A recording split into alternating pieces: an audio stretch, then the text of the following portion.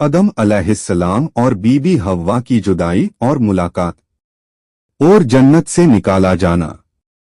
अस्सलाम वालेकुम दोस्तों, मैं हूं किंग तस्लीम और आप देख रहे हमारा यूट्यूब चैनल एनीटाइम स्टोरी। आज की वाक्य जो है आदम अलैहिस्सलाम की वाक्य है। तो दोस्तों, वाक्य को शुरू करने से पहले एक छोटी सी रिक्वेस्ट है कि अगर आप हमारे चैनल पर नए हैं तो चैनल को सब्सक्राइब जरूर कर दें और वीडियो को लाइक शेयर करना ना भूले दोस्तों। तो चलिए वाक्य को हम शुरू करते हैं।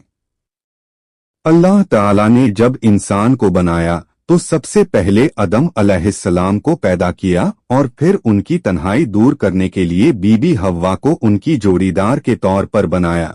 दोनों जन्नत में रहते थे जहां उन्हें हर तरह की नेमतें मिली थीं, लेकिन अल्लाह ने उन्हें एक खास दरख्त का फल खाने से मना किया था।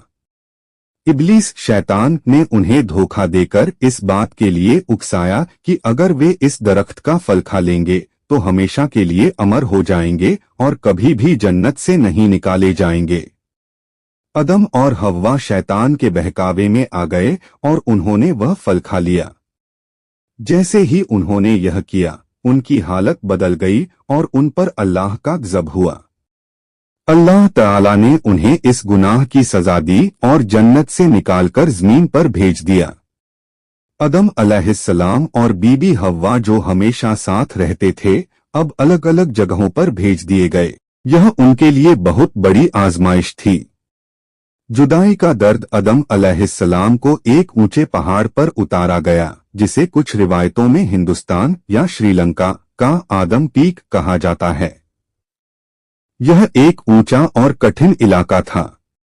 दूसरी तरफ बीबी हव्वा को अरब के किसी इलाके में उतारा गया। कुछ रिवायतों के मुताबिक उन्हें जेद्दा में उतारा गया।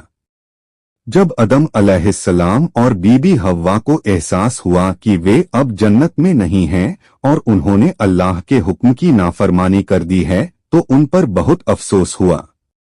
वे बहुत रोए और बरसों तक अल्लाह से अपनी गलती की माफी मांगते रहे। आदम अलैहिस्सलाम पहाड़ों, जंगलों और नदियों के बीच अकेले भटकते रहे। वे दिन रात अल्लाह से दुआ करते और तौबा करते। उन्होंने अपनी गलती पर इतना रोया कि कहा जाता है कि उनकी आंखों से बहने वाले आंसू एक छोटी झील बन गए। दूसरी तरफ बीबी हव्वा भी जुदाई के दर्द में डूबी हुई थीं। वे हर दिन अपने शौहर को याद करती और अल्लाह से प्रार्थना करती कि उन्हें दोबारा मिला दिया जाए। 200 साल की जुदाई। रिवायतों के मुताबिक आदम अलैहिस्सलाम और बीबी हव्वा 200 साल तक अलग अलग रहे। यह बहुत लंबा वक्त था जिसमें उन्होंने बहुत तकलीफ सही, लेकिन उन्होंने सब्र किया और लगातार अल्लाह से दुआ करते रहे। अल्लाह ताला उनकी सच्ची तौबा से राजी हुआ और उनकी माफी कबूल कर ली। फिर अल्लाह ने फरिश्तों को हुक्म दिया कि दोनों को एक जगह इकट्ठा कर दिया जाए। मुलाकात का मुबारक दिन। अल्लाह के हुक्म से आदम अलैहिस्सलाम और बीबी हव्वा को एक दूसरे की तरफ बढ़ने का इशारा मिला। वे दोनों लंबे सफर के बाद एक ऐसी जगह पहुंचे जो आज के मक्का शहर के पास स्थित है, अरफात का मैदान। जब आदम अलैहिस्सलाम ने दूर से बीबी हव्वा को देखा तो उनकी आंखों से खुशी के आंसू बहने लगे। 200 साल बाद वे अपनी जीवन साथी से मिलने जा रहे थे। बीबी हव्वा भी खुशी और इमोशन से भर गईं।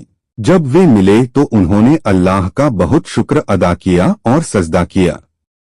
यह जगह जहां उनकी मुलाकात हुई जबल रहमत अहमद का पहाड़ के नाम से मशहूर हुई, क्योंकि यहीं पर अल्लाह की रहमत से वे दोबारा मिले। इसके बाद दोनों ने अपनी नई जिंदगी की शुरुआत की और इंसानों की नस्ल आगे बढ़ाई।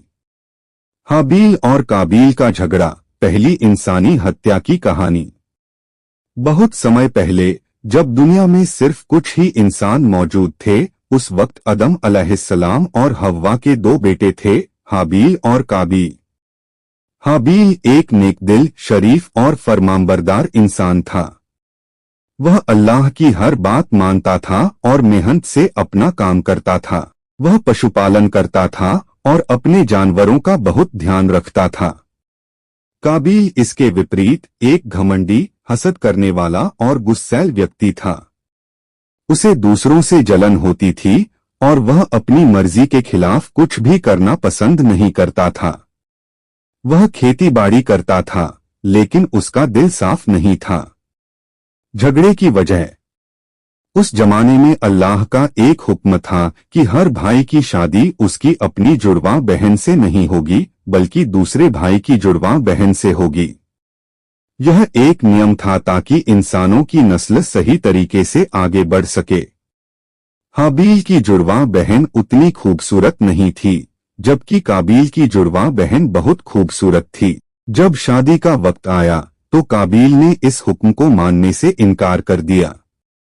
उसने कहा कि वह अपनी ही जुड़वा बहन से शादी करेगा क्योंकि वह ज्यादा खूबसूरत थी। इस मसले को हल करने के लिए आदम अलैहिस्सलाम ने अल्लाह से दुआ की। अल्लाह ने हुक्म दिया कि दोनों भाई एक कुर्बानी करें। जिसकी कुर्बानी कबूल होगी वही इस शादी का हकदार होगा। कुर्बानी का नतीजा। हाबील ने अपनी सबसे अच्छी और तंदुरुस्त भेड़ की कुर्बानी दी।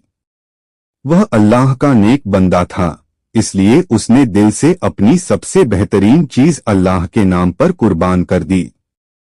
काबील ने खराब और बेकार फसल की कुर्बानी दी। उसने अल्लाह के हुक्म को हल्के में लिया और बेईमानी से ऐसी चीज कुर्बान की जो खुद उसके लिए भी बेकार थी। अल्लाह को हाबील की सच्चाई और नेकदिली पसंद आई और उसकी कुर्बानी कबूल कर ली। लेकिन काबील की कुर्बानी नामंजूर कर दी गई। काबील का गुस्सा और पहली हत्या। जब काबील ने देखा कि अल्लाह ने हाबील की कुर्बानी कबूल कर ली और उसकी नहीं, तो वह बहुत जलने लगा। उसके दिल में हसद और गुस्से की आग भड़क उठी। एक दिन जब हाबील अकेला था तो काबील ने उसे मारने का फैसला कर लिया। वह क्रोध में अंधा हो चुका था और उसे सिर्फ अपनी हार का बदला लेना था। उसने पत्थर से हाबील के सिर पर वार किया, जिससे हाबील की मौत हो गई। यह इंसानी इतिहास का पहला कत्ल था। गुनाह के बाद पछतावा। जब काबील ने अपने भाई को मरा हुआ देखा तो उसे समझ नहीं आया कि अब लाश का क्या करे। वह घबरा गया क्योंकि उसने पहले कभी मौत नहीं देखी थी। उसी वक्त अल्लाह ने एक कौआ भेजा। उस कौए ने जमीन खोदी और एक मरे हुए कौए को उसमें दफन कर दिया।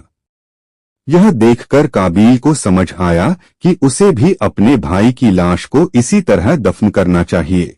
लेकिन जैसे ही उसने अपने भाई को जमीन में छुपाया, उसे पछतावा होने लगा। उसने अफसोस के साथ कहा, हाय, मैं इस कौए की तरह भी न हो सका जो अपने भाई की लाश छिपाने का तरीका जानता है। सबक और नतीजा। यह कहानी हमें बहुत सारे अहम सबक देती है।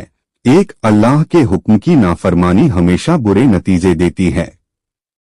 2, हसद और गुस्से का अंजाम हमेशा तबाही लाता है। 3, नेक इंसान की कुर्बानी हमेशा कबूल होती है, जबकि बुरे इंसान का अमल अल्लाह को पसंद नहीं आता। 4, हर जुर्म का अंजाम पछतावा ही होता है। काबील ने गुस्से और जलन में आकर अपना सगा भाई मार डाला, लेकिन आखिर में उसे सिर्फ अफसोस और शर्मिंदगी मिली। यह वाकया हमें सिखाती है कि हमें हमेशा अल्लाह की मर्जी पर चलना चाहिए और गुस्से व जलन से बचना चाहिए।